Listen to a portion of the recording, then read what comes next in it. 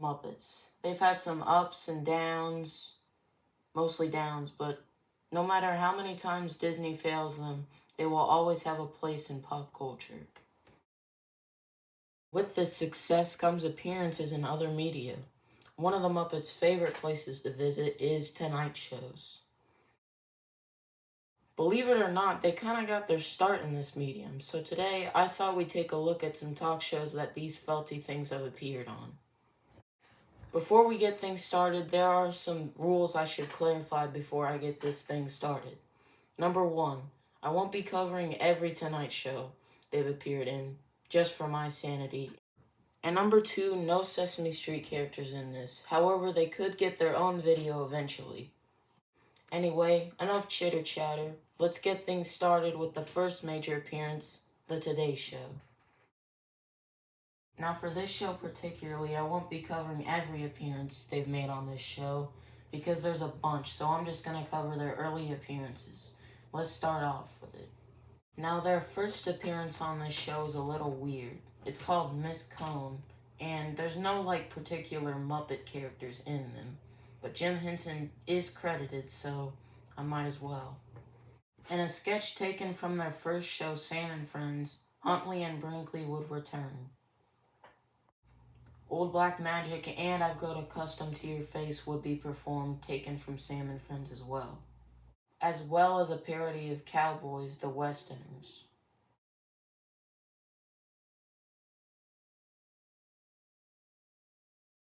Another short film that was created by Jim Henson was named Drum West.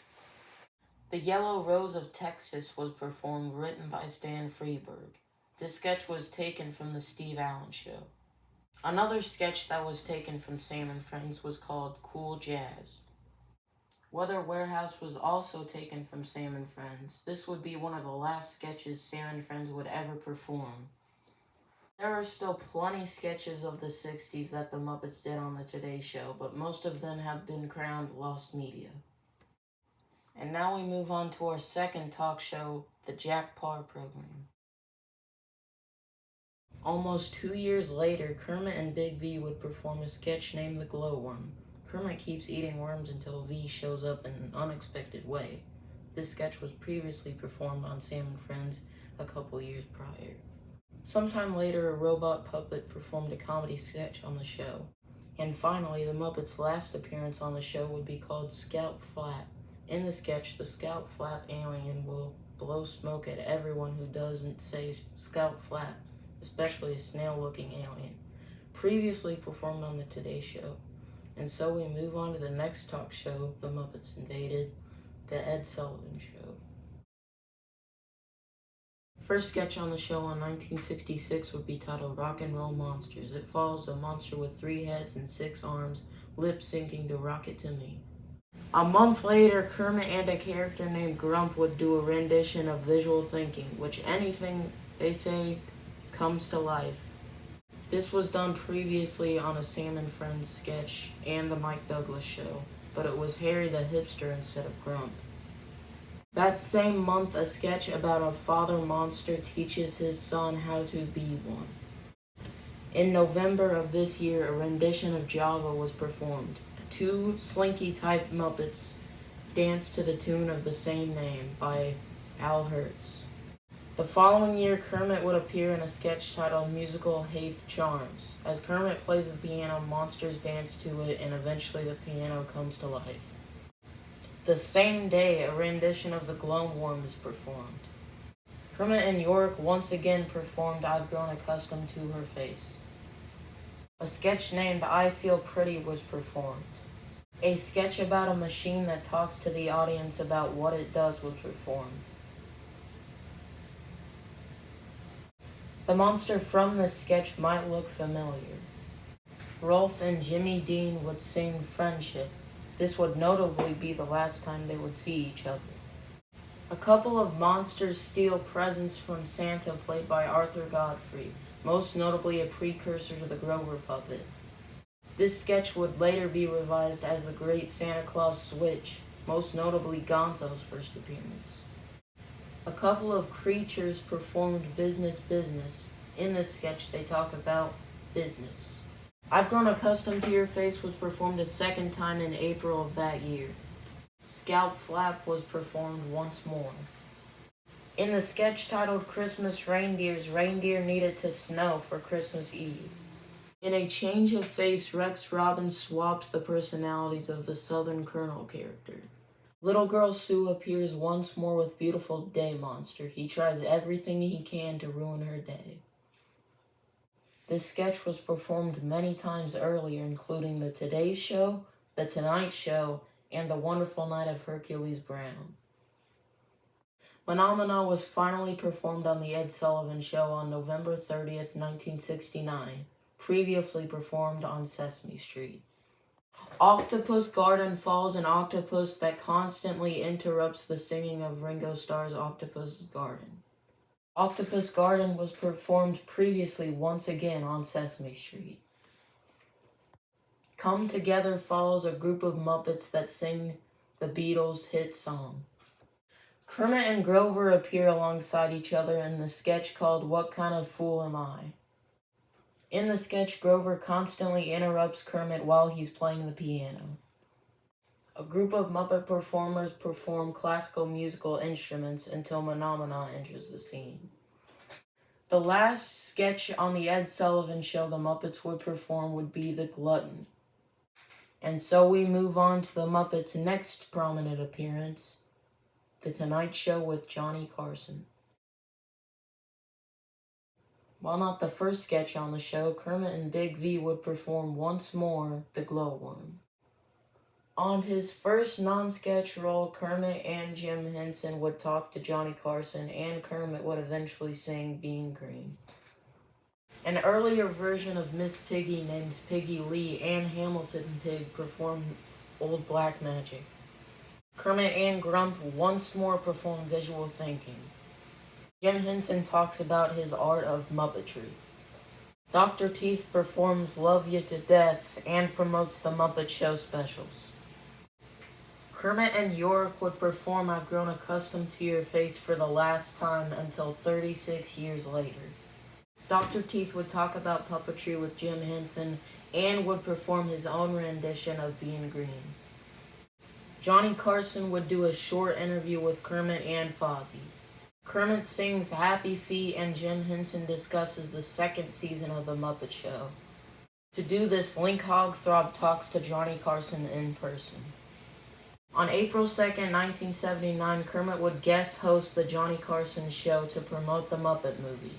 He would interview guests such as Vincent Price, Bernadette Peters, Leo Sayer, and Dr. Michael Fox. Johnny Carson interviews Miss Piggy to promote The Muppets Take Manhattan. Jim Henson and Kermit would promote the Jim Henson Hour with guest host Jay Leno. And so we move right along to the next talk show, Entertainment Tonight. In their first appearance in 1982, Jim Henson and Frank Oz would promote the movie The Dark Crystal. 2 years later, Miss Piggy would be seen planning her wedding as a promotion to the Muppets Take Manhattan. In 1987, Kermit would promote A Muppet Family Christmas. To mourn the passing of Jim Henson, they covered such things like Wilkins Coffee, The Ed Sullivan Show, The Jack Paar Show, The Muppet Show, The Muppet Movie, Sesame Street, The Dark Crystal, Labyrinth, and, of course, Teenage Mutant Ninja Turtles. On a much lighter note, in 1992, Michael Caine, Kermit, Gonzo, and Miss Piggy were all interviewed to promote the release of The Muppet Christmas Carol. In 2011, Kermit would appear to promote The Muppets as well as his safety campaign alongside Miss Piggy. The next year, Miss Piggy would appear to promote the release of The Muppets on DVD and Blu-ray. And we move on once more to the show Blue Peter.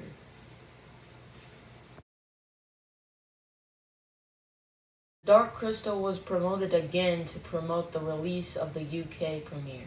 Kermit and Jim Henson would appear again to promote the premiere of Muppet Babies.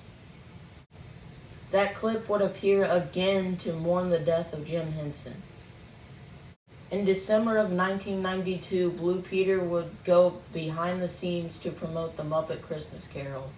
2 years later, they would do the same thing, only this time with The Secret Life of Toys. And finally, they would do this one last time to promote Muppet Treasure Island. 10 years later, Kermit would appear as a reporter.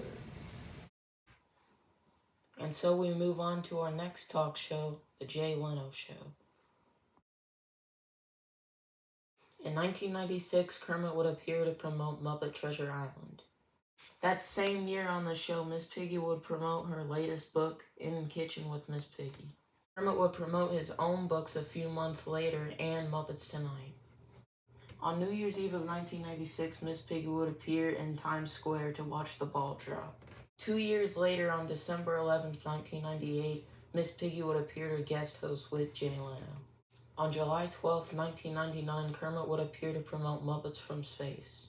A decade later, Miss Piggy would be in the show's cold opening to promote the Muppets, and Animal would perform OK Go to promote the Green Album. And now we roll into the 2000s with the Jimmy Kimmel Show. Kermit would guest host the show for a week straight. In that week, Animal, Statler, and Waldorf would appear.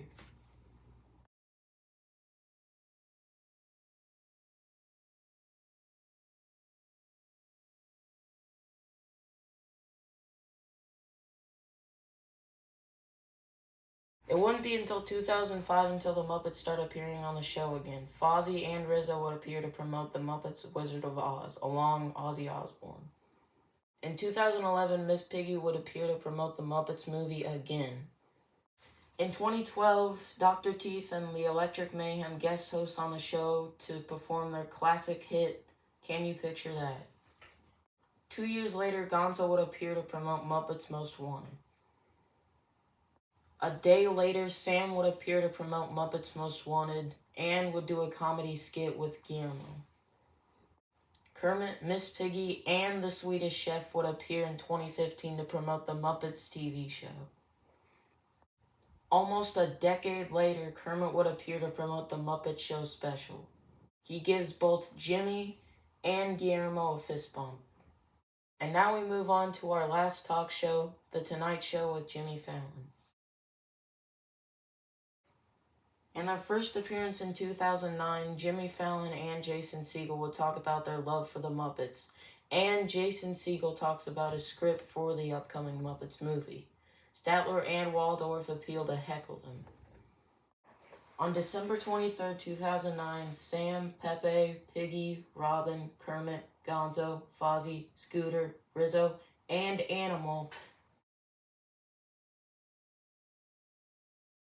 would sing the 12 Days of Christmas song with Fallon.